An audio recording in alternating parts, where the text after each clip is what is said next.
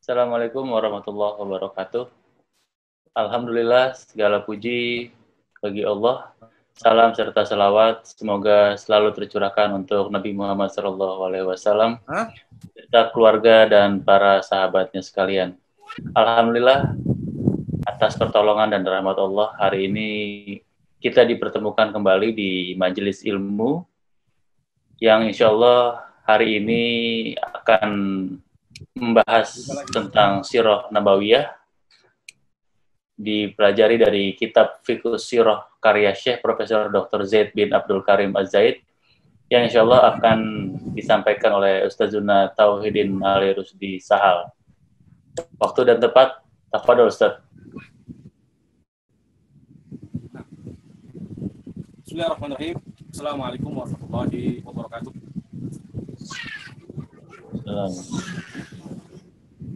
Innal hamdalillah nahmaduhu wa nasta'inuhu wa nastaghfiruh wa na'udzu billahi min shururi anfusina wa sayyiati a'malina. May yahdihillahu fala mudilla lahu wa may yudlil fala hadiya lahu. Wa asyhadu an la ilaha illallah wahdahu la syarika lahu wa asyhadu anna Muhammadan abduhu wa rasuluh. Laqad qala Allah Ta'ala fi kitabihil karim ya ayyuhalladzina amanu taqullaha haqqa tuqatih wa la tamutunna illa wa antum muslimun. Amma ba'd. Kaum muslimin dan muslimat yang dirahmati Allah Subhanahu wa taala, segala puji hanya milik Allah Subhanahu wa taala atas segala karunia dan rahmatnya. Sehingga alhamdulillah pada kesempatan hari ini kita kembali dimudahkan oleh Allah Subhanahu wa taala untuk mengkaji dan mempelajari sirah Nabi Shallallahu alaihi wasallam, yang mana ini merupakan bagian dari agama kita yang mulia, ya. Kita agar lebih dalam mengenal sosok pribadi yang mulia, yaitu Nabi kita Muhammad Shallallahu alaihi wasallam, tentunya dengan termasuk mempelajari sirahnya Shallallahu alaihi wasallam. Kemudian salam dan salam semoga senantiasa tercurahkan atas junjungan Nabi kita yang mulia, Nabi Muhammad Rasulullah Shallallahu alaihi wasallam, serta para sahabatnya, keluarganya, dan juga seluruh pengikut beliau Shallallahu alaihi wasallam hingga hari kiamat kelak.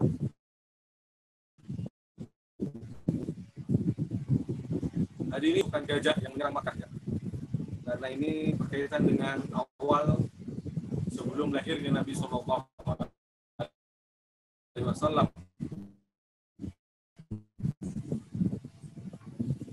Maka erat kaitannya hari sehingga perlu kita katakan, kita kaji di sini, dan ini yang disebutkan oleh Syekh Profesor Dr. Zaid Abdul Karim Az-Zaid dalam kitabnya, ya, Sirah Fiqh Sirah, ya, itu setelah menyebutkan tentang rahasia terpilihnya nasab Nabi yang begitu terhormat, kemudian menyebutkan tentang peristiwa gajah atau pasukan gajah.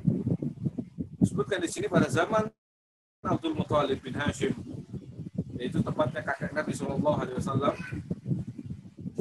Peristiwa pasukan bergajah terjadi dan bertepatan dengan tahun di mana lahirnya Nabi Shallallahu alaihi wasallam. Ringkasnya adalah bahwa Abraha yang menjabat sebagai wakil Raja Habasyah, pada itu tuh wakil rajanya adalah yang Abraha, dan Abraha Habasyah di sini pada waktu itu di Yaman, ya. Berkedudukan di Yaman, ya.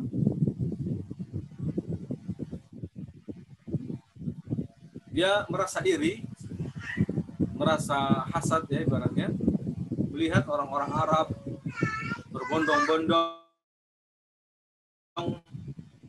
datang ke Mekah. Kita tahu di sini ibadah haji adalah ibadah yang memang syariat dari ajaran Nabi Ibrahim alaihi salatu wassalam, ya, sehingga sejak sebelum Nabi diutus pun sudah ada, ya, pernah dulu diajarkan oleh Nabi Ibrahim alaihi salatu wassalam. Nah, Abraha yang melihat fenomena ini, di mana orang-orang, ya, mereka berbondong-bondong datang ke Mekah untuk tawaf ke Ka'bah, ya, maka kemudian kecemburuan ini menjadikan Abrah ingin membangun suatu bangunan yang berupa tempat ibadah pula, ya, dan tempat ibadah ini adalah kanisah atau gereja, ya, yang mereka bangun dengan bahan yang mahal, ya, bahkan tercampur di dalamnya juga emas, barang-barang berharga, dibangun secara mewah luar biasa, ya. Begitu ingin menandinginya Ka'bah ini, sehingga Abraha sampai membangun tempat ibadah ini dengan istimewa, besar, megah, indah, keren istilahnya. Lalu dikasih nama Al-Qulais. Apa maksud dia melakukan ini semua? Tentu tidak ada maksud lain kecuali adalah ingin mengalihkan pandangan atau tujuan orang-orang Arab yang setiap tahun bepergian ke Mekah agar, ya, menuju pada gereja ini yang begitu megah yang dibangun di Yaman, dibangun oleh Abraha dan juga bala tentaranya. Tapi mas, bangsa Arab termasuk di sana ada suku Kinanah, ya, datang ada seorang laki-laki dari Kinanah. Ketika mendengar kejadian ini, maka dia pun tidak segan-segan melakukan perjalanan dari Jaziratul Arab, khususnya di situ dari Mekah, menuju gereja tersebut, menuju bangunan yang dibangun oleh Abraha, Al-Qulais, karena infonya dibangun ingin menandingi Ka'bah. Maka seakan-akan ada perasaan fanatik di sini yang ingin digelorakan. Fanatik yang, ya, seakan-akan dia, kata dia, kehormatan Ka'bah ini terancam. Masuk ada bangunan lain di sana yang seolah-olah ingin menandingi dari Ka'bah, jadi lebih megah dan seterusnya. Yang pakai kendaraannya adalah hanya kuda ataupun onta ataupun keledai, menempuh perjalanan yang lumayan jauh untuk ini, tujuan ini. Apa itu? Yaitu tujuan mendatangi gereja ini, bangunan yang dibangun oleh Abraha ini, Al-Qulais, dengan perjalanan tentu melewati gurun, melewati lembah, ya, jalan yang terjal dan seterusnya. Dinding-dinding bangunan tersebut dengan kotoran, ya, dengan kotoran, sehingga terjadi marah besar di sini. Abraham mendengar berita tersebut, marah besar, murka. Kenapa murka? Karena yang dia bangun, yang dia idam-idamkan, yang dia agung-agungkan untuk menandingi Ka'bah malah justru dikotori dari seorang dari Bani Kinanah, ya. Maka kemudian Abraham dengan kemarahan yang begitu besar langsung memimpin untuk menghancurkan Ka'bah. Jadi bukan sembarang pasukan yang begitu besar dikerahkan, termasuk gajah-gajah yang besar, bukan gajah-gajah kecil, tapi gajah-gajah yang besar. Semua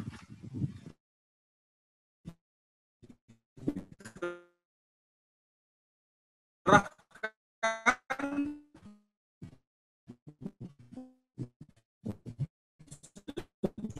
jumlah sekitar 60.000 pasukan yang dilengkapi oleh beberapa ekor gajah.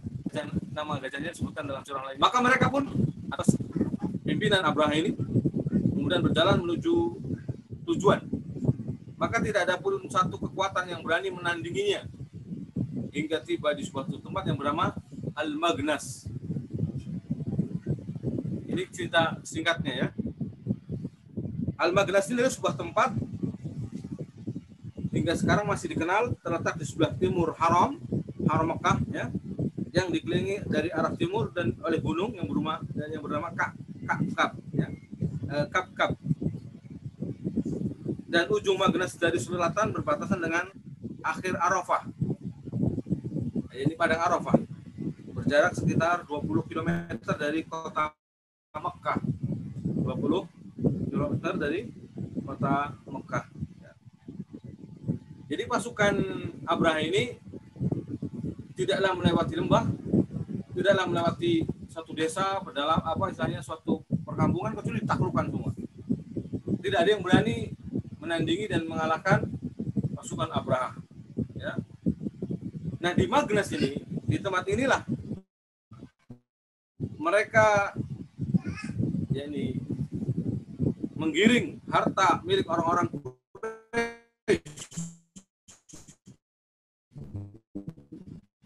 karena di tempat ini adalah tempat penggembalaan onta.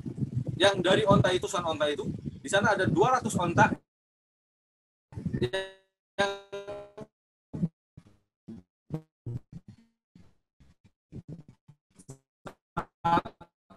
itu juga termasuk dikuasai kakek Nabi. Ya, di onta tersebut, dari onta bahasa kitanya, ada 200 onta miliknya Abdul Muttalib. Nah, hal tersebut yang menjadikan Abdul Muttalib kemudian pada waktu itu yang mana Abdul Muttalib sendiri tokoh pembesar orang Quraisy tidak segan-segan datang mendatangi Abraha. Ini mungkin akan ada pertanyaan, ngapain mendatangi Abraha? Apakah untuk ibaratnya melawan Abraha? Bukan jawabannya. Jadi Abdul Muttalib dengan gagahnya mendatangi Abraha tanpa rasa takut, bukan semata-mata ingin membela Ka'bah, ya, karena Abdul Muttalib tahu bahwa Ka'bah ini rumah Allah, maka tentu penjaganya bukanlah kita manusia ibaratnya, tapi yang menjaga langsung Allah.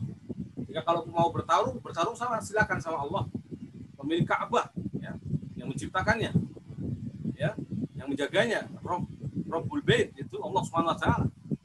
Maka maksud tujuan dari datangnya Abraha ini, Abdul Muttalib ini tidak ada lain adalah kecuali ingin mengambil onta-ontanya kembali.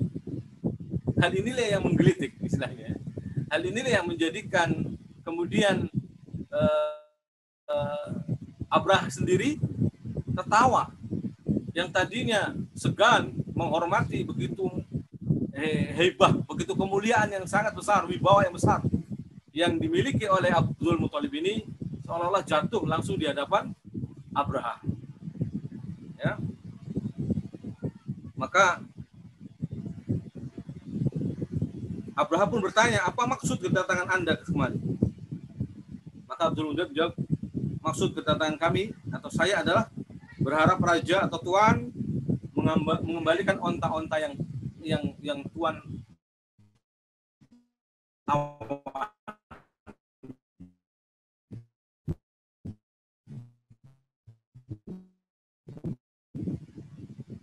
Apa kata Abraha? Kemudian saya tidak lagi. Apakah kamu hanya memikirkan onta-ontamu dan sama sekali tidak membicarakan tentang Ka'bah yang merupakan agamamu dan agama leluhurmu? Padahal kedatanganku, kata Abraha, kemari adalah untuk menghancurkannya. Apa jawab Abdul Muttalib di sini? Apa jawab Abdul Muttalib? Yang tentu pada waktu itu Abdul Muttalib agamanya adalah sudah bercampur dengan kesyirikan, ya, tidak murni tauhid. Jadi agamanya adalah di atas kesyirikan. Apa jawab Abdul Muttalib? Saya adalah pemilik unta. Aku adalah pemilik unta. Adapun Ka'bah, pemiliknya lah yang akan menjaganya. Jadi maksudnya dia menunjuk Allah, langit. Pemiliknya lah yang akan menjaganya. Lalu Abraha berkata, tidak akan ada yang mampu mencegah saya.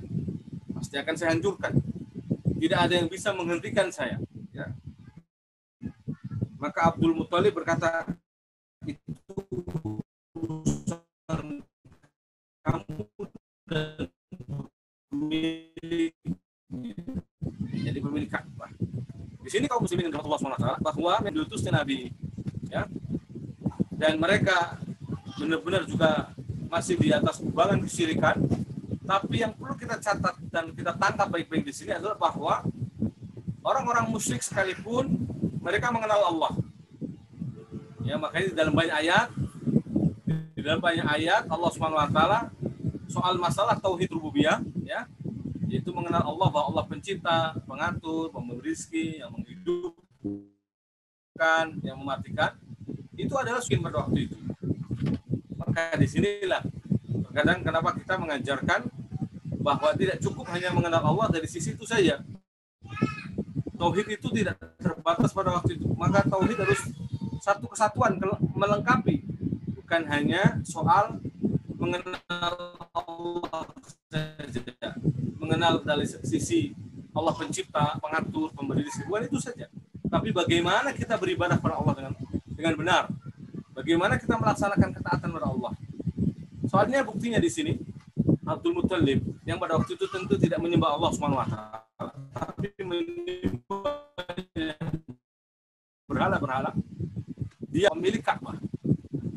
Tuhan, ya, yang menciptakan mereka semua. Makanya dalam banyak ayat Al-Qur'an didapati di sana, wala in sa'altahum man khalaqahum, yang menciptakan mereka, bisa mereka akan menjawab Allah yang menciptakan mereka.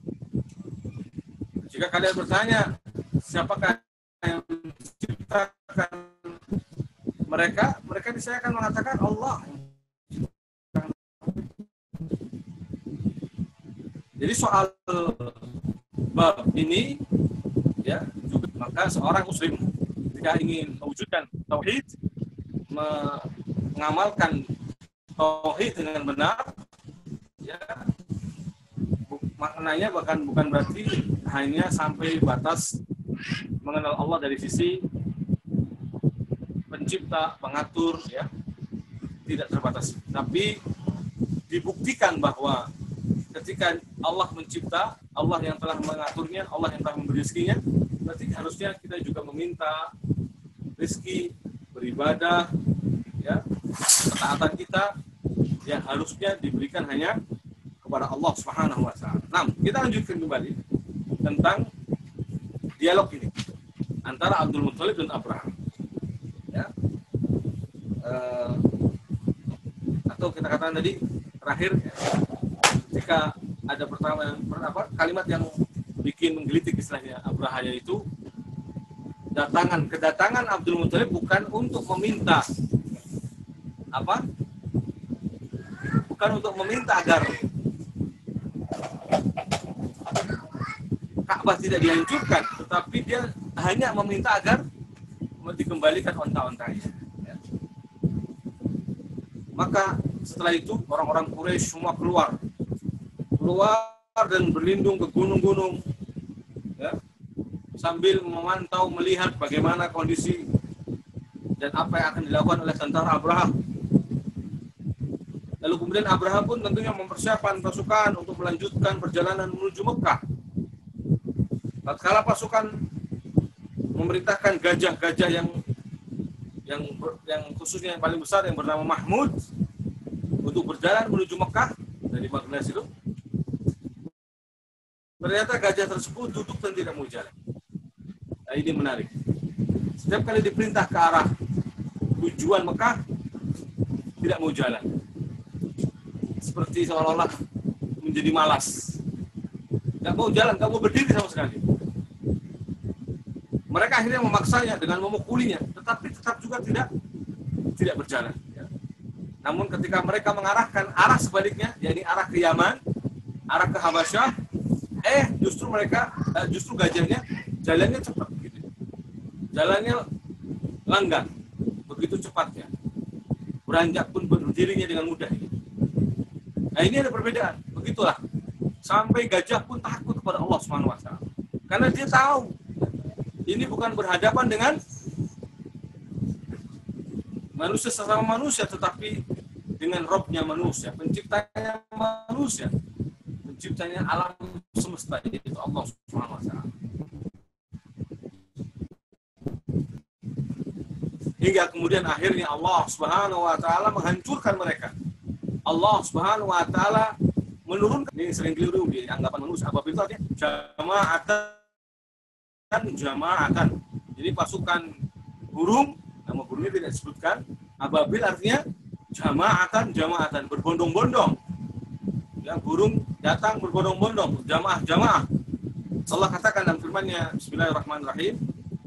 Ya, alam tara kaifa fa'ala rabbuka bi ashabil fil. Apakah kamu tidak memperhatikan bagaimana Tuhanmu telah ya? Alam yaj'al kaidahum fi tadlil. Bukankah Dia Allah telah menjadikan tipu daya mereka yang berusaha untuk menghancurkan Ka'bah telah Allah jadikan sia-sia. Wa arsala alaihim tayran ababil. Lalu Allah Subhanahu wa taala mengirimkan kepada mereka burung yang berbondong-bondong. Ya, yang melempari mereka dengan batu, tarmihim, melempari mereka dengan bihijaratin min sijil, dengan batu dari sijil. Sempat terjadi khilaf di kalangan para ulama tafsir, apakah sijil di sini benar-benar neraka sijil atau batu-batu, ataukah memang ada tempat di mana batu yang memang batu terbakar. Ya. Allah alam ala kulli hal, bahwa Allah mengazab mereka, ya, dengan pasukan burung, yang burung itu kalau memegang batu atau bara mereka tidak tersakiti, tetapi kalau bara itu dilepas, ya, maka menghancurkan tubuh. Tarmihim bihijarati min sijil. Yang burung-burung itu melempari mereka dengan batu yang berasal dari tanah yang terbakar.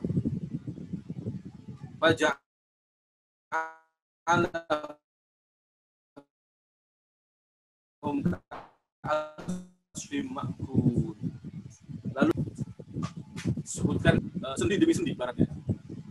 Jadi matinya itu tidak langsung jatuhan batu kemudian mati, tapi tercincang-cincang, terputus-putus. Per sendi demi sendi. Sehingga sampai disebutkan Abraha ketika lari menuju Yaman, Habasyah, ya, maka di sana Abraha dengan kudanya sedikit demi sedikit berjatuhan dagingnya, ya, sampai habis. Ya. Karena apa? Karena bahkan pada setiap batu ini sudah ada arahnya masing-masing mengenai mereka semua. Tidak ada yang tidak tepat sasaran. Ya. Seolah-olah masing-masing orang ada posnya, sudah ada ketentuannya.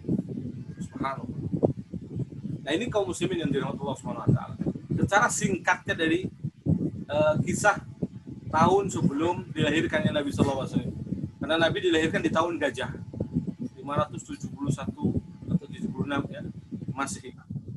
Kita lihat lagi riwayatnya. Ya. Nah, di balik kisah Abraha ini, Masya, terdapat banyak pelajaran, terdapat banyak hikmah, ya, yang kalau kita lihat mungkin seolah-olah dari kisah ini sepele, ya, tidak ada hal yang menarik.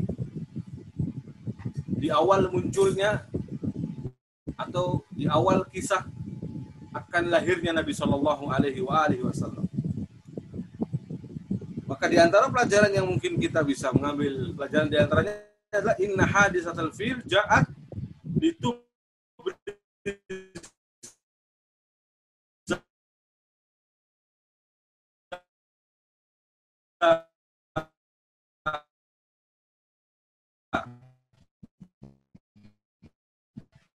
wa lima kanat Quraisy baina sa'il qabail al-arabiyyah. Yang pertama, bahwa kedudukannya di antara kabilah yang dijaga. Bahwa kabilah allati humiyat wa illam takun hiyal maqsudah wa innama ja'at al-himayah tab'an. Meskipun penjagaan itu bukan intinya, tetapi karena secara tidak langsung ibarat.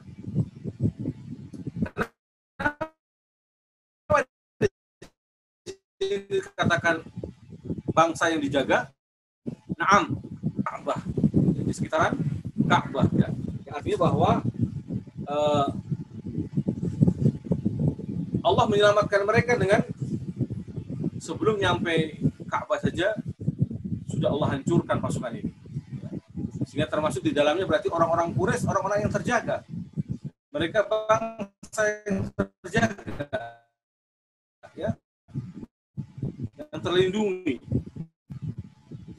Nah, ini menunjukkan apa? Kemuliaan. Wa arduha hiyal ardul lati furisat. Bahkan buminya termasuk bumi yang dijaga. Wasairul qaba'il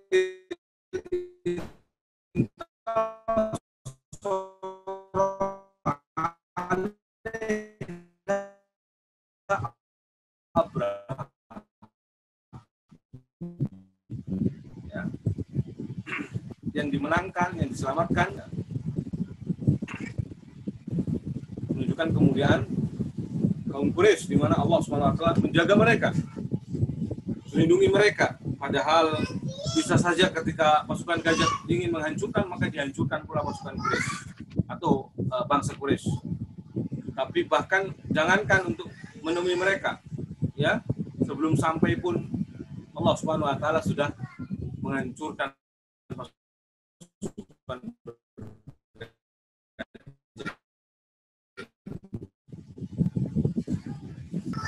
Karena Nabi kita SAW nanti akan diutus dari suku Quraisy. Dia hidup di tengah-tengah orang Quraisy. Kabilah Quraisy, kabilah adalah ibarat kepala yang dibentuk. Ya. Maka apalah artinya sebuah anggota badan kalau kepalanya tidak ada? Padahal kepalanya di sini adalah bangsa atau suku Quraisy.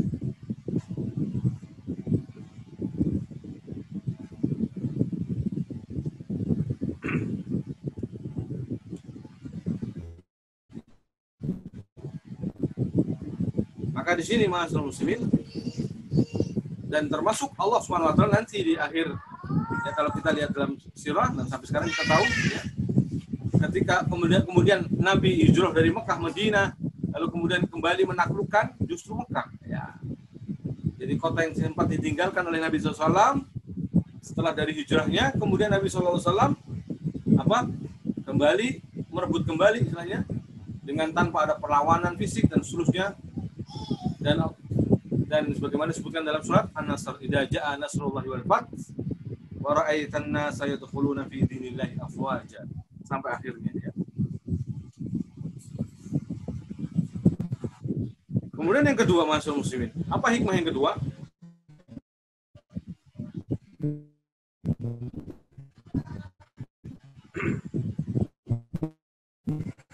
Lihatlah orang Kinanah tadi,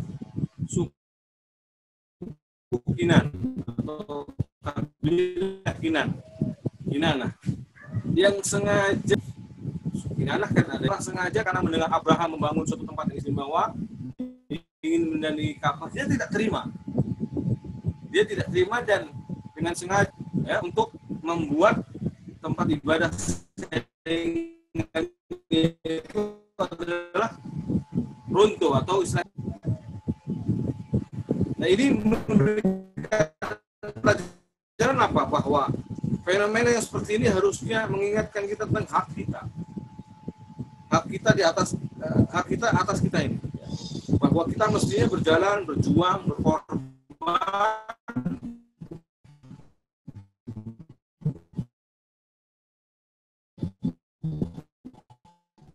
demi dakwah kepada Allah Subhanahu wa taala. Orang dari suku Kinanah ini kafir, kemusyrikan, tapi kecemburuan dia ingin menjaga agamanya, ingin menjaga ajaran leluhur dan nenek. Maka dengan semangatnya beribu-ribu kilo dia lewati, ya, lembah gurun dia lewati hanya untuk menghinakan agama saingan. Harusnya kecemburuan ini ada pada kita untuk rela berkorban, berjuang dalam berdakwah.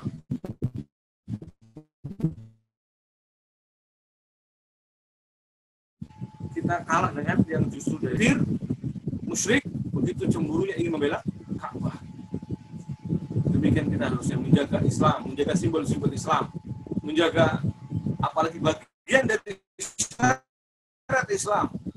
Allah SWT, maka harusnya kita lebih cemburu ya, untuk bangkit dan membelanya. Banyak di antara kita yang merasa malas justru ya untuk melakukan pengorbanan demi agama yang mulia ini. Sementara kalau kita lihat laki-laki tadi berbuat dengan penuh rintangan dalam perjalanannya semata-mata hanya karena sebuah ungkapan yang dia dengar, yang dia ingin melakukan pembelaan terhadap Baitullah atau Ka'bah. Keberanian dan pengorbanan seperti ini akan terpatri pada diri seorang muslim yang memiliki kepedulian ya untuk menolong agama Allah Subhanahu wa taala. Allah taala berfirman, "In tansurullah yansurkum wa yusabbit aqdamakum." Tolonglah agama Allah, insya Allah akan menolongkannya dan meneguhkan kedudukannya. Kita tahu ayat ini harusnya kita lebih semangat untuk memperjuangkan agama Allah SWT. Minimalnya adalah belajar ya. Kemudian mendakwahkannya. Jangan sampai kita menjadi orang yang bermalas-malas di zaman seperti ini, kemudian berpangku tangan, ya, enggan untuk menuntut ilmu, enggan untuk menggali ilmu, ya, mempelajari. Padahal sebuah kesempatan, kemudahan, semuanya ada Allah berikan. Hanya tinggal kita mau atau tidak. Pertanyaannya, ya, sejauh mana usaha yang telah kita lakukan. Nah, ini hikmah. Ya. Jadi kecemburuan seorang dari suku Kinana ini memberikan pelajaran kepada kita, harus cambuk bagi kita. Seharusnya kita yang lebih cemburu untuk memperjuangkan agama kita, untuk membela agama kita. Dan pembelaan yang benar adalah dengan mempelajari agama itu sendiri. Karena bagaimana kita akan mengamalkan dengan benar kalau kita tidak mengetahui bagaimana hakikatnya sebenarnya agama ini.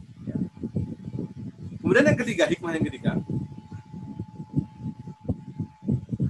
kejadian atau kondisi Arab pada waktu itu, ya, pada pasukan bergajah, pada saat terjadinya pasukan bergajah itu menunjukkan bahwa kepada kita mereka itu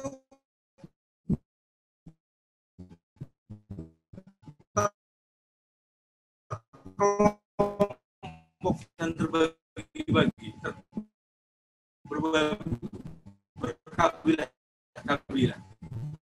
Dan ini bisa dilihat juga saat diutusnya Nabi, memang di awal berkabilah yang masing-masing suku bersih, bangga dengan kabilahnya masing-masing, antar kabilah ke kabilah tetangga, suku tetangga. Ini semua adalah karena ini semua menjadikan mereka lemah.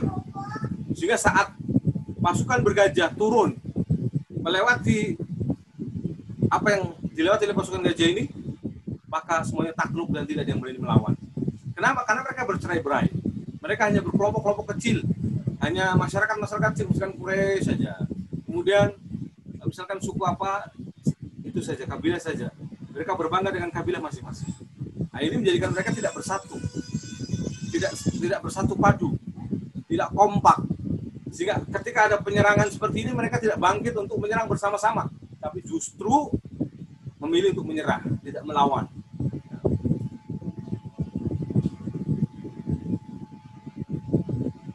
Bahkan disebutkan di sini, di antara mereka ada yang tunduk dengan kekaisaran yang ada di Irak, maksudnya ya, Persia, ya, Furs bahasa Arabnya. Dan di antara mereka ada yang bahkan tunduk dengan kerajaan Romawi yang ada di Syam. Dan ada yang tunduk pula dengan Imperium Yaman atau Habasyah, Abraham. Maka di sini kalau kita katakan ada 3 penguasa, ya.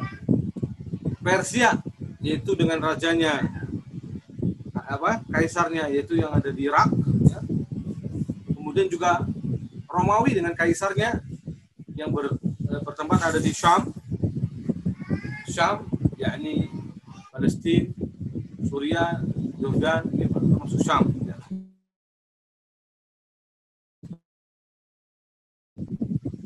Dan di antara mereka bahkan ada yang masih di bawah jazirah. Nah, ini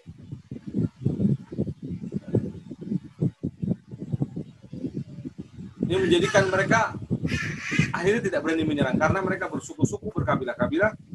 Ya. Ini menjadikan pelajaran apa, Mas Muslim? Pelajaran yang diambil di sini bahwa jati diri seorang Arab tidak muncul dalam percaturan dunia ataupun kejadian pada kisah pasukan bergajah bisa dijadikan sebagai tolak ukur tentang jati diri bangsa Arab pada waktu. Sehingga tatkala muncul dengan kekuatan asing, kekuatan luar, mereka hanya yakni bagaikan istilahnya kucing yang dilus-lus, nurut saja. Ya. Bukan yang menerkam singa atau macan yang hendak menerkam, tapi begitu nurutnya seperti kucing piaraan. Kenapa demikian, Mas Rumus? Ini menjadi pelajaran. Ini menjadi hikmah bagi kita bahwa yang menjadikan bangsa Arab setelah diutusnya Rasul Shallallahu Alaihi Wasallam, lalu mereka bangkit bahkan menguasai sepertiga dunia, itu bukan karena kemuliaan Arabnya, catat baik-baik, bukan karena kemuliaan Arabnya, tapi karena kemuliaan Islam. Dan ini sering diulang-ulang sama Umar, bahwa Allah telah memuliakan kita dengan Islam. Kalau bukan karena Islam, Allah tidak akan memuliakan kita. Dengan inilah Umar mengobarkan semangat jihad, perang, menaklukkan negeri-negeri, sehingga 2/3 dunia dikuasai oleh Umar radhiyallahu anhu dan juga pasukan para sahabat yang lainnya. Bayangkan dengan Khalifah Umar radhiyallahu anhu 2/3 dunia dikuasai. Itu semata-mata bukan karena kemuliaan bangsa Arab. Ingat, ya. Bukan karena Arabnya kemudian menjadi mulia. Ini juga menjadi pelajaran bagi kita bahwa kita orang Indonesia Nusantara ini kemudian punya budaya yang ramah tamah, ya, yang sopan dan seterusnya. Lalu kemudian kita pun masuk Islam dengan tanpa perang. Lalu kemudian berbangga bahwa kita lah Islam Nusantara, Islam yang top, Islam yang mendunia, Islam yang lebih baik, yang santun, moderat. Ini keliru. Karena kemuliaan kita, orang-orang Nusantara ini bukan karena Nusantaranya, tapi karena Islam datang kepada kita. Saya ulang ya, Nusantara ini mulia bukan karena adat istiadat, budaya yang ada di Nusantara ini, tapi karena Islam masuk ke dalam Nusantara. Maka kitalah dikenal sekarang Islam terbesar di seluruh dunia. Kita dikenal dengan Islam terbesar di seluruh dunia. Bukan karena Nusantara terbesar di seluruh dunia. Camkan baik-baik, muslimin. Karena banyak di antara kita tertipu dengan slogan bahwasanya kita ini Islam yang lebih moderat, lebih beradab, lebih-lebih, dan ini seolah-olah melupakan bangsa Arab. Padahal kemuliaan bukan karena Arab atau Nusantara, tapi kemuliaan karena Islam. Andai kan kita pun tidak memeluk Islam, kita masih jahiliyah, menyembah berhala-berhala, masih di atas animisme, dinamisme, masih di atas ajaran-ajaran syirik. Waliyadzubillah. Maka apa yang dibanggakan dari berpakaian hanya kembenan misalkan, hanya di atas dada, terbuka dadanya. Nauzubillah. Apa yang dibanggakan dari itu semua? Itu justru akan mendatangkan murka Allah kalau kita hanya berbangga dan seperti itu. Bangga kita karena Islam. Kita ini muslim, dilahirkan juga di atas fitrah. Nabi yang mengatakan kullu mauludin yuladu alal fitrah.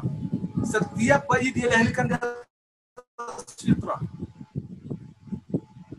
Fitrah, yakni Islam. Makna fitrah itu Islam. Kenapa makna fitrah itu Islam? Lihat hadis berikutnya.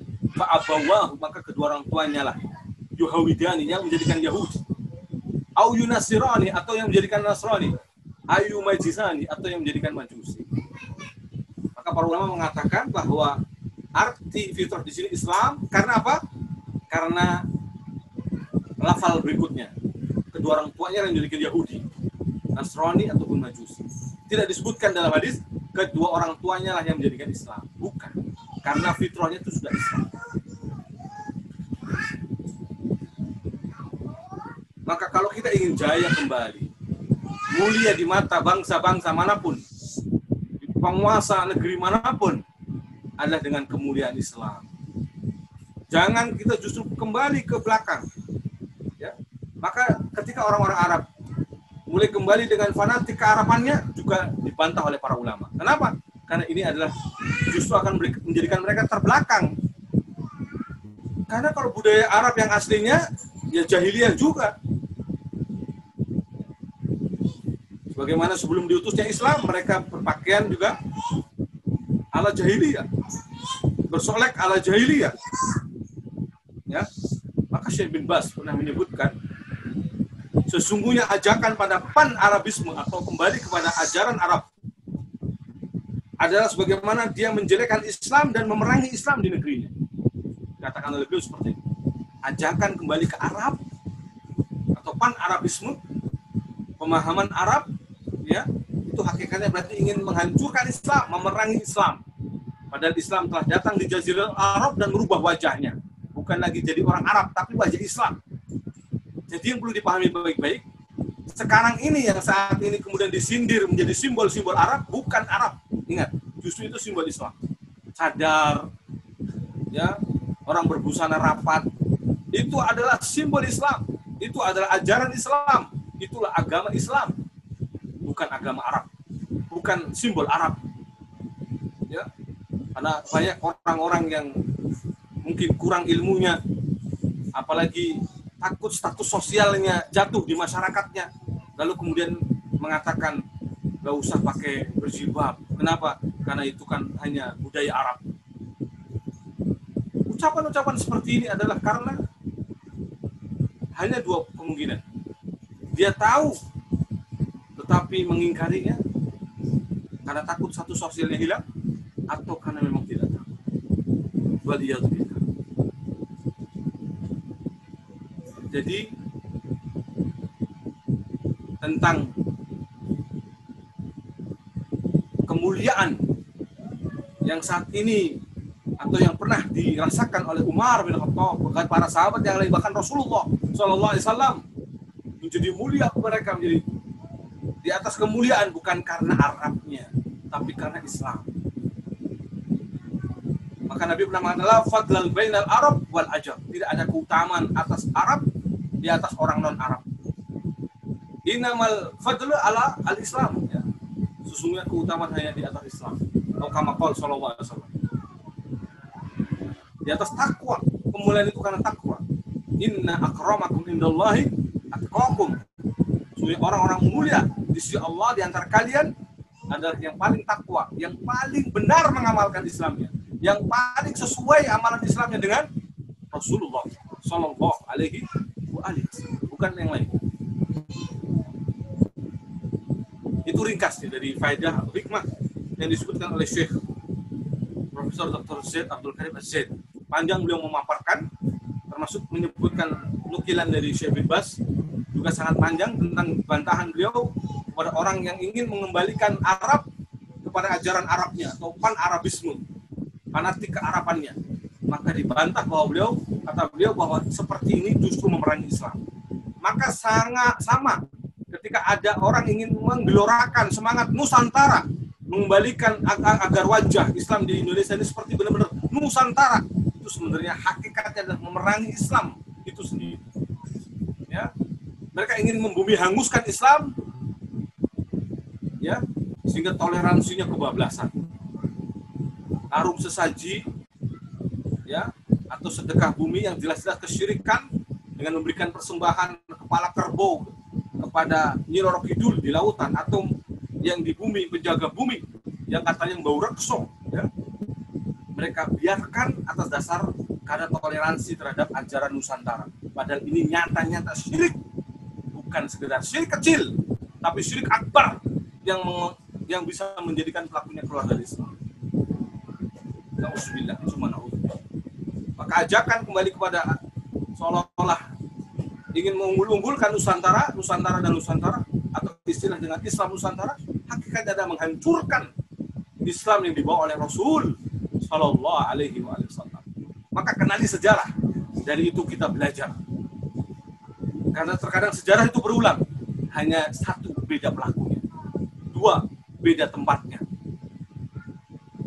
Sejarah kadang berulang, hanya beda pelaku, beda tempat. Sejarahnya sama. Camkan baik-baik, ya. Jadi sejarah akan selalu berulang, hanya beda pelaku, beda tempat saja. Kalau kita ingin kembali, maka seperti ini disindir oleh Syekh bin Baz tadi, bahwa ajakan kepada seperti ini hakikatnya ajakan memerangi, menghancurkan Islam itu sendiri.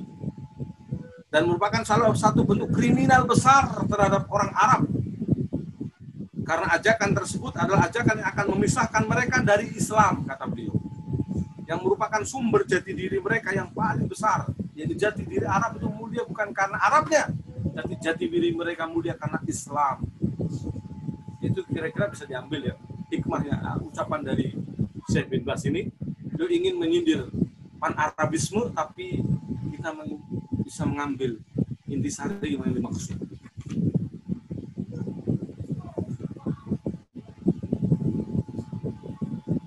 Kemudian yang keempat, masyaallah muslimin,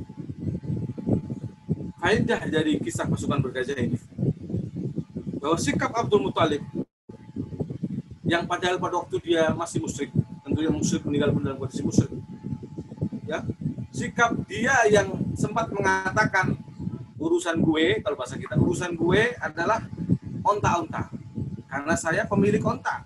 Adapun urusan kamu dengan Ka'bah, Ka'bah itu pemiliknya Allah. Berarti kamu sedang berhadapan dengan Allah. Ya. Ini memberikan pelajaran bagi kita bahwa seorang muslim hendaknya harusnya sangat kuat ketergantungannya kepada Allah Subhanahu wa taala. Sangat kuat tawakalnya, i'timadnya, rojaknya, harapannya hanya kepada Allah Subhanahu wa taala. Pertolongannya bahkan berharap dari Allah Subhanahu wa taala. Jika Abdul Muthalib saja yang musyrik bisa berkata Ka'bah itu yang memiliki dan yang melindunginya adalah dia, Allah Subhanahu wa taala, maka kita seharusnya lebih yakin dan percaya dan lebih kuat keyakinan kita bahwa kita semua pasti yang menjamin rezeki kita pasti semua adalah Allah Subhanahu wa taala. Yang akan menolong kita Allah Subhanahu wa taala. Harusnya demikian, ya.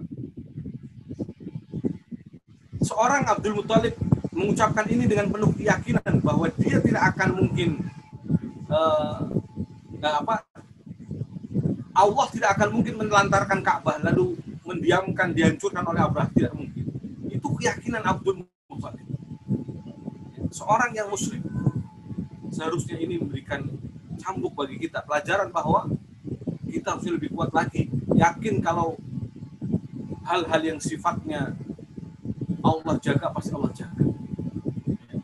Allah akan menolong hamba-hamba. In tansuru wa yansurkum wa yusabbit aqdamakum. Kita harus lebih percaya. Kalau kita menolong agama Allah, Allah akan tolong. Jangan pikir bagaimana anak makan besok ibaratnya. Ya, sesulit apapun kondisinya, perjuangan berusaha bismillah. Banyak orang kadang istilahnya jatuh dari jalan dakwah karena hanya soal rezeki, soal ma'isyah, soal apa istilahnya pekerjaan. Karena tidak punya pekerjaan dan seterusnya, kemudian dia lebih akhirnya memilih sibuk bekerja, meninggalkan ilmu, majelis ilmu, meninggalkan dakwah dan seterusnya. Padahal ulama besar kita telah mencontohkan. Jadi maksudnya nggak usah jauh-jauh dengan zamannya Nabi yang mereka imannya memang tidak istilahnya tidak sanksi lagi, tapi yang sangat dekat dengan kita zamannya Syekh Albani rahimahullah, yang baru saja beberapa hari muridnya juga telah meninggal, Syekh Ali Hasan Al-Halabi, masuk guru kami rahimahullah, Allah merahmati. Syekh Albani rahimahullah yang beliau dikenal sebagai ulama ahli hadis yang hampir-hampir dalam semua kitab hadis hari ini, hadis ini disahihkan oleh Syekh Albani, hadis ini dihasankan oleh Syekh Albani. Lihat masyaallah muslim, beliau bekerja dalam sehari hanya 3 jam. Dan itu pun beliau pekerjaannya adalah memperbaiki jam, ya, reparasi jam. Karena satu hari dengan 3 jamnya itu sudah cukup untuk makan, sudah cukup. Ditutup tokonya, sisanya adalah belajar, taklim, mengajarkan ilmu dan seterusnya. Ini keyakinannya luar biasa. Allah pasti menjamin rezekinya, Allah pasti menggantinya yang lebih baik. Ya. Man taraka syai'an lillah awadallahu khairan minhu. Barang siapa meninggalkan sesuatu karena Allah, Allah ganti yang lebih baik. Hadis Nabi sallallahu alaihi wasallam. Barang kita jarang keyakinan ini seolah mulai pudar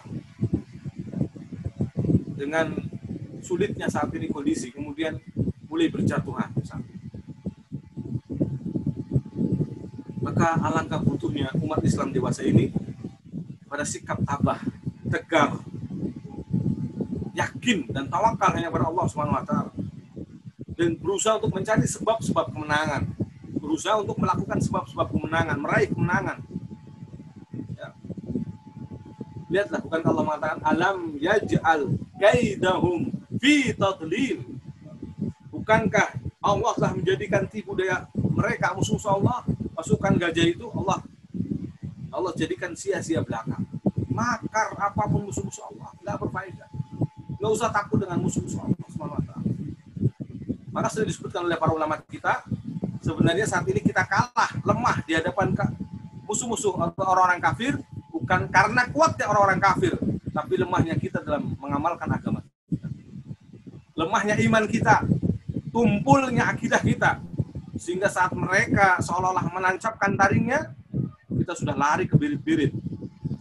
Jadi persoalannya bukan persoalan aji dayanya mereka, aji kuasanya mereka, kekuasaan mereka yang begitu besar misalnya, bukan.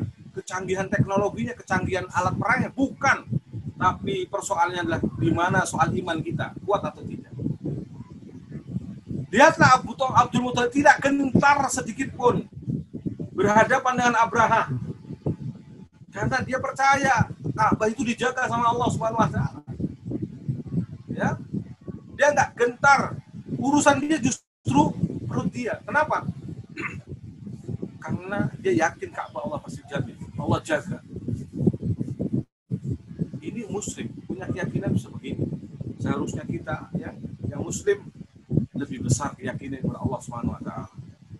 Jika kita sudah melakukan sebab-sebab proses kita jalani, lalu tidak juga kunjung datang kemenangan yang Allah berikan, kejayaan, tamkin, berkuasa di muka bumi ini, tidak pula kunjung datang, ya tetap kita harus yakin dan percaya.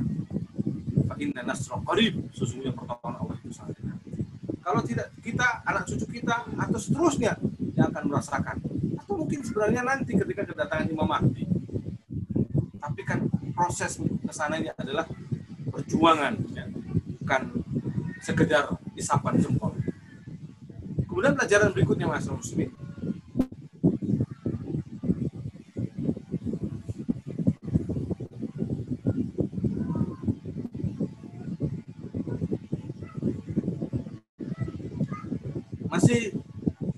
Masih dari faedah ucapan Abdul Muthalib, ya. Untaian kata tersebut, ya, yang dikatakan oleh Abdul Muthalib memberikan kesan atau memang terkesan lemah dan kalah, serta terkesan hanya dikatakan orang yang lemah seakan-akan. Tetapi pada hakikatnya justru tidak seperti itu.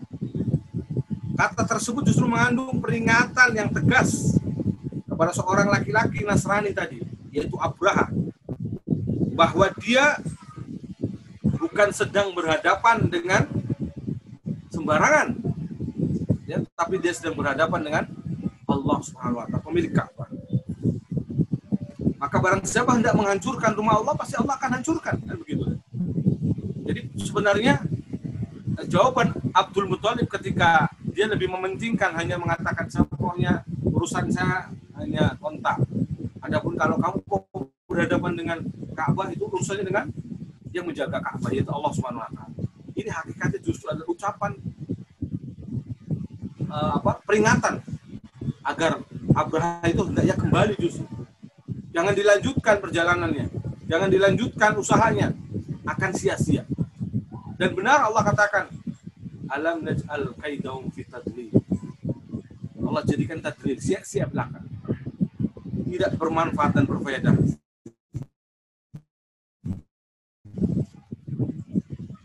Maka sikap seperti ini seharusnya justru dimiliki oleh seorang muslim yang yakin bahwa pertolongan Allah pasti datang. Kata-kata tersebut adalah genderang perang hakikatnya, ya. Kamu itu sedang bukan berhadapan dengan siapa-siapa, tapi berhadapan dengan Allah.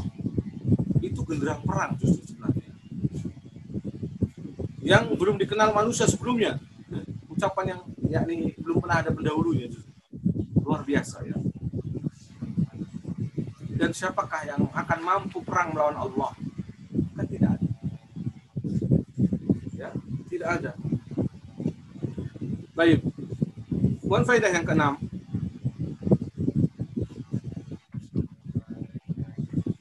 peristiwa tentara bergajah ini adalah pelajaran bagi setiap orang yang tergoda jiwanya untuk melakukan perlawanan terhadap haramillah atau tanah Allah yang disucikan. Allah pula sendiri yang menjaganya. Walaupun waktu itu masih dikelilingi oleh orang-orang. Kemudian bagaimana lagi dengan sekarang saat rumah Allah itu telah dikelilingi orang-orang mukmin yang bertawaf, itikaf, bahkan rukuk dan sujud di sana. Maka seharusnya lebih kuat lagi, lebih kokoh lagi. Karena pertolongan Allah pasti akan turun di tengah-tengah mereka, orang-orang yang bertakwa. Walau an ahlal qura amanu wattaqau la fatahna alaihim barakat minas sama wal ardh. Andaikan penduduk suatu negeri itu beriman dan bertakwa, dan hampir bisa dikatakan karena mereka menjunjung tinggi syariat Allah, berhukum dengan syariat Allah, maka Mekah dan Madinah wabil khusus, ya, Allah jaga kemakmuran. Allah buktikan doa nabinya Ibrahim alaihissalam yang telah berdoa agar menjadikan negeri Mekah baladan aminah. Ya Allah, jadikan negeri Mekah ini negeri yang aman. Bahkan datang rezekinya dari semua penjuru dunia. Di sana mungkin tidak ada tanaman, kalau di kita semangka, tapi di sana ada semangka. Di sana mungkin tidak ada tanaman nanas, tapi di sana ada nanas. Ya. Subhanallah lazim.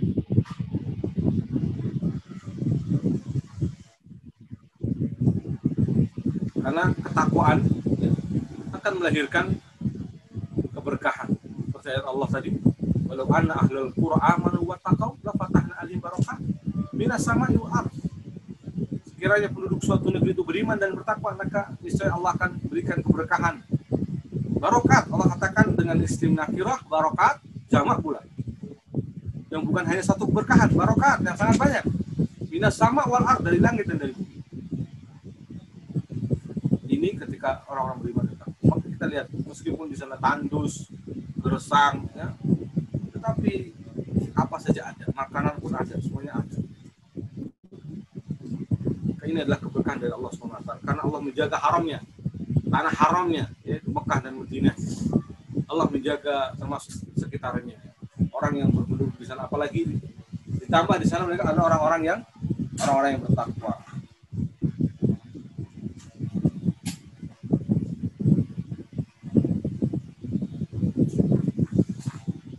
Kemudian yang lainnya, masyarakat muslimin, kita singkat mungkin ya.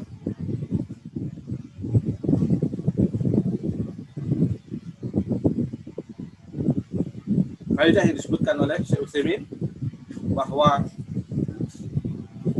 Allah Subhanahu wa taala di sini melindungi Ka'bah dari gajah, walaupun nantinya pada akhir zaman sebelum kiamat akan ada orang-orang dari Habasyah yang akan menghancurkan Ka'bah dengan membongkar batu-batunya satu persatu hingga rata dengan tanah. Karena kisah itu menjadi pengantar lahirnya Nabi SAW.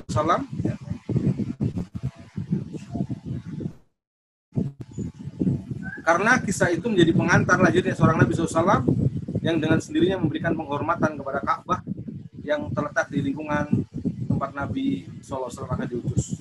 Adapun nanti pada akhir zaman, maka tatkala pemilik Ka'bah dan yang tinggal di sekitarnya mulai menghinakan, menyepelekan kehormatan Ka'bah dan melakukan kemaksiatan secara zalim, maka pada saat itu Allah memunculkan orang-orang yang mampu untuk menguasai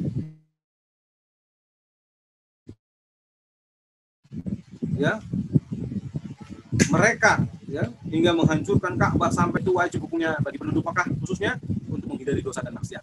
Ini ada faedah yang diambil dari dinukilkan dari Syekh Utsaimin yang beliau menasihati akan nantinya ada di akhir zaman sebuah riwayat, ya, hadis Nabi SAW, hadis Bukhari, bahwa nanti ada pasukan yang akan menghancurkan Ka'bah, bahkan Ka'bah itu diambil satu persatu batunya, hancur. Ya. Jadi ini sebabnya semata-mata tentunya adalah karena dosa-dosa orang-orang yang ada di sekitarnya, karena munculnya maksiat, ya. Karena maksiat itu juga pengaruh. Inna lisaiti afar. Kata Abdullah bin Abbas radhiyallahu anhu, sesungguhnya maksiat itu punya pengaruh. Dulmatan fil wajh, yaitu kegelapan pada wajah, wa dulmatan fil qalb, kegelapan pada hati, wa wahnan fil badan, kelemahan pada badan, ya, wa nuqsan fi rizki, bahkan kekurangan rizki, dan juga wa bughdatan fi qulubil khalq, dibenci hati makhluk. Itu maksiat. Maksiat itu punya pengaruh seperti itu. Maka orang-orang yang kemudian lebih senang maksiat, apalagi di tempat-tempat yang diharamkan, di situ bermaksiat, kayak sebagaimana ibadah, ya, di tanah haram dilipat gandakan, sholat di Masjidil Haram pahalanya sekian kali lipat, di Masjid Nabawi sekian kali lipat, berlipat-lipat. Tentu bermaksiat di dalamnya juga sama, berkali lipat, ya, dilipat gandakannya. Bagaimana dalam pengertian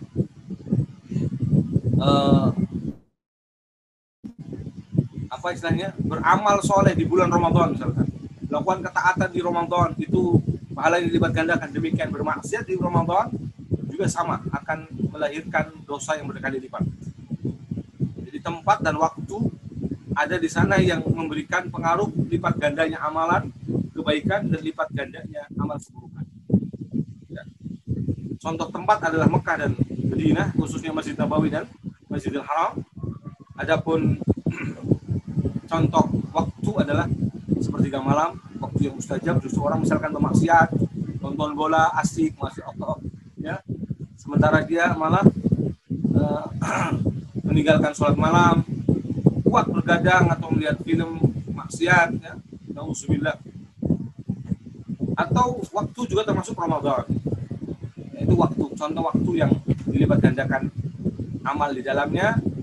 Kalau amal soleh dilipat gandakan, kalau amal keburukan juga dilipat gandakan. Atau bulan Sya'ban, ya, dan seterusnya. Bagaimana disebutkan dalam hadis yang mulia, yang sahih dari Nabi Shallallahu Alaihi Wasallam.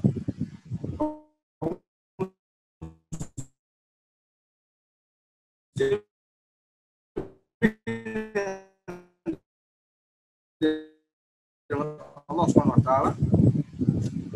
Ini ada 10 pelajaran, ya. Ini pelajaran dari kisah, dan meski mungkin kisah ini berlalu jauh, tapi kalau kita kembali baca, lalu kita petik kembali hikmahnya, subhanallah, ternyata hikmahnya sangat berkaitan erat dengan kehidupan kita sehari-hari. Sangat berkaitan erat dengan bagaimana perjuangan kita dalam dakwah ini, dalam maka ini ternyata, ya, masih jauh. Bagaimana sikap padahal orang-orang musyrikin dalam membela rumah Allah SWT, atau keteguhan mereka,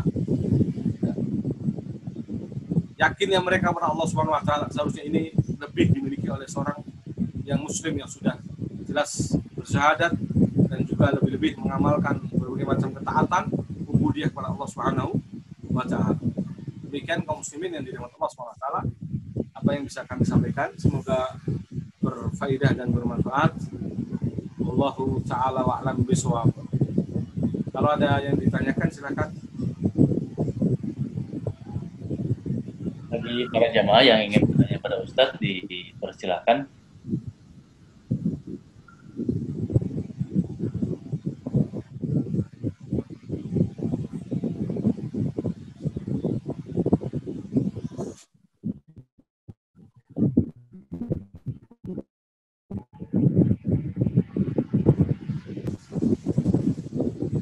Ditunggu 5 menit kali ya.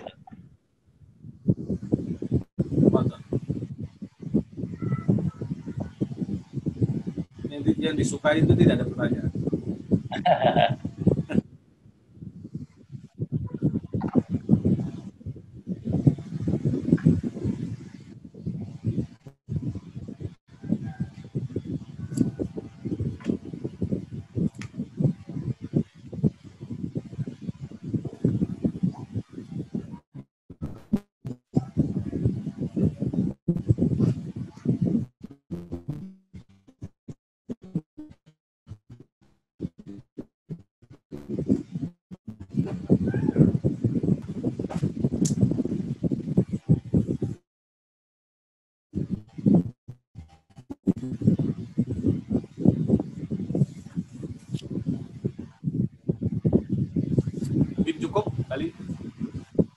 Ya, Riki. Sepertinya gitu Ustaz. Mungkin bisa antum sampaikan kesimpulan pada untuk kajian hari ini Ustaz. Padahal. Nah, alhamdulillah wassalatu wassalamu ala Rasulillah. Inti dari apa yang kita sampaikan bahwa Allah Subhanahu wa taala akan senantiasa menolong hamba-hambanya, menolong dan menjaga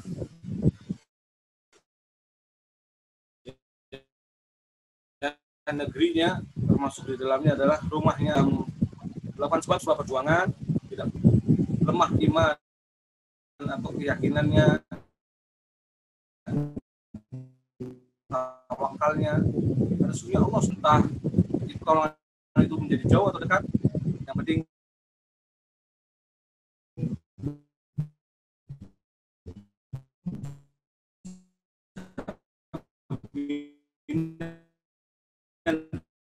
dari Allah Subhanahu wa taala bahwa amatlah dekat. Hanya saja terkadang kita justru terhalang untuk mendapatkan ristak jalasai atau kawani mungkin berpihak